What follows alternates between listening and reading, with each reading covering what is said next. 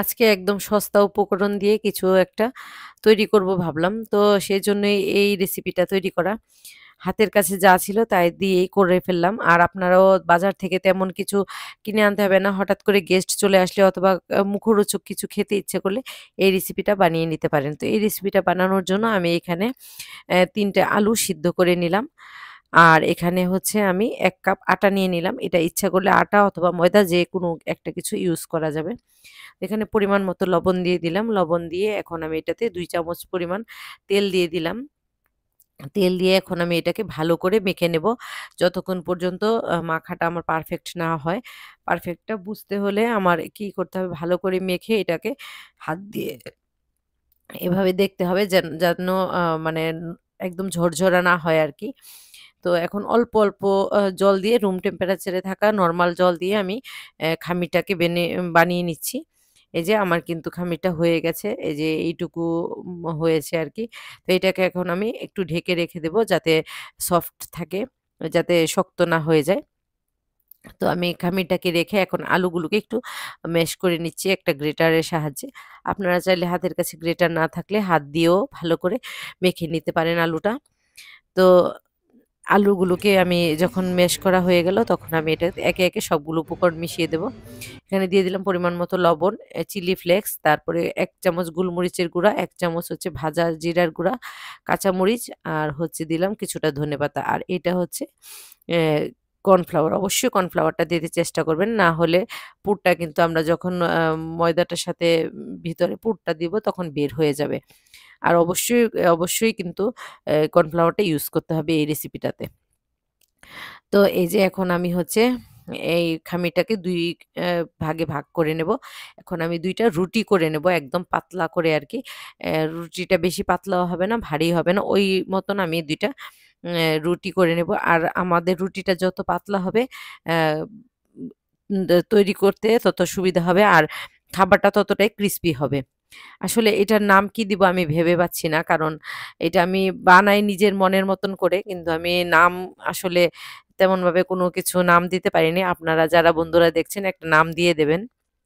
আর এই যে আলুটা এখন আমি পুরো রুটিটাতে ছড়িয়ে দিলাম। এই যে দিয়ে উপরে হচ্ছে আরেকটা রুটি দিয়ে দিলাম। আর এই জায়গাটা যখন আমি ভিডিও করেছিলাম এটা কিভাবে যেন স্কিপ হয়ে গেছে বুঝতে পারিনি। তো যাই হোক আপনারা একটু বুঝে নেবেন। আমি পুরো আলুটা নিচের রুটিটাতে দিয়ে উপরে আরেকটা রুটি দিয়ে দিলাম।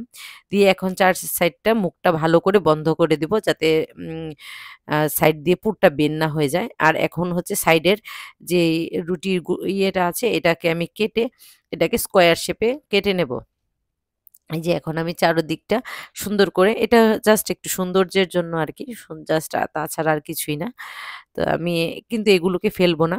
এগুলো দিয়েও কিন্তু আমি বানিয়ে আবার ভেজে ফেলেছি।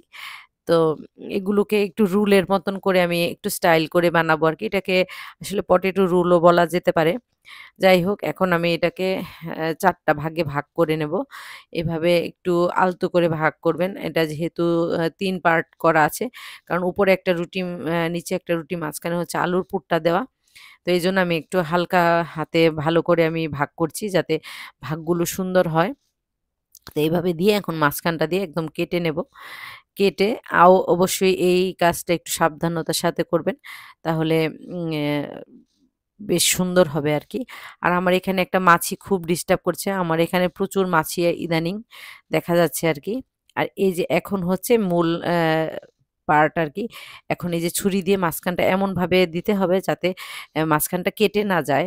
আবার আলুটাও বের না হয়। এভাবে দিয়ে এভাবে মুড়িয়ে নেবেন। তাহলেই কিন্তু রেডি হয়ে গেল আমার পটেটো রোলটা।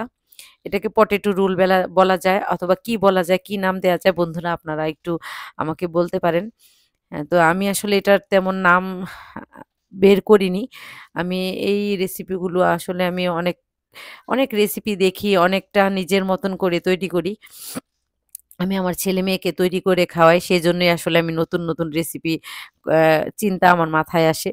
আমার ছেলেটা এই স্ন্যাকস জাতীয় জিনিসটা খুব বেশি ভালোবাসে। তো প্রতিনিয়ত ওকে এটা ওইটা করে খাওয়াতে হয়।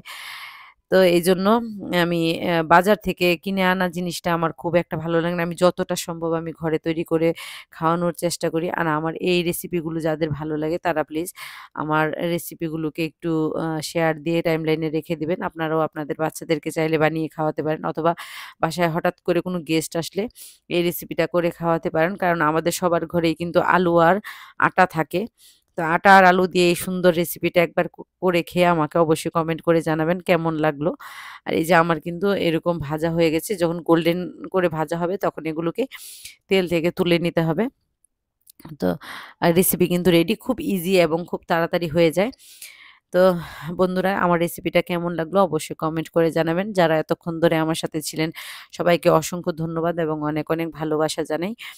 আর যারা নতুন আমার এই পরিবারে যুক্ত হয়েছেন তাদেরকে বলব, যদি আপনারা চান তাহলে আমার ফেসবুকটাকে ফলো করে দিতে পারেন। আর যারা ইউটিউব থেকে দেখছেন তারা চাইলে আমার চ্যানেলটাকে সাবস্ক্রাইব করে দিতে পারেন। যারা এ পর্যন্ত আমার ভিডিওটা দেখেছেন তাদের সবাইকে অসংখ্য ধন্যবাদ এবং অনেক, অনেক ভালোবাসা।